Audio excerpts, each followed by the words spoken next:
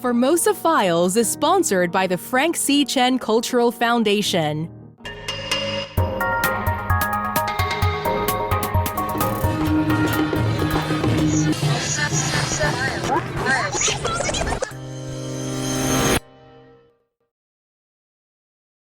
Soon after Japan took Taiwan as a colony in 1895, new public buildings such as schools, post offices, and hospitals were built across the island. In the first decade of the 20th century, the Japanese began focusing on constructing government buildings, including prefecture offices and county or city halls. Most modern public buildings in Kaohsiung were established after 1912, primarily on newly reclaimed land in the Hamashin area, which became a political and financial center. After the government renamed Dago to Takao in 1920, and then upgraded Takao to a city in 1924, a city hall was required. The first Takao City Hall was located in the center of Hamashin, in an expropriated private company's dormitory building. The new city grew quickly, almost doubling its population from 1924 to 1933, and the building used as City Hall became too crowded to house its increasing number of employees.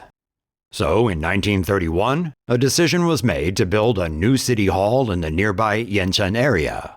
Local wealthy families contributed to the construction, including the Chenzonghe family, which donated 50,000 Japanese yen, a significant sum at that time, for a library in the new city hall building.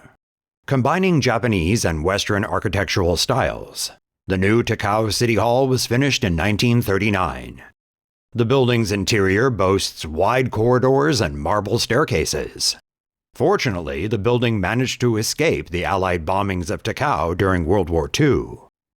When the Chinese nationalists, or KMT, replaced Japan as the rulers of Taiwan in 1945, the city got a new name, and the building was renamed Kaohsiung City Hall.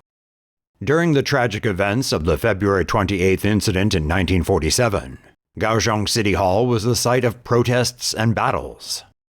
On March 6, 1947, ROC soldiers sent to quell the uprising fired upon a crowd gathered at Kaohsiung City Hall, resulting in the deaths of some 60 people in and around the building.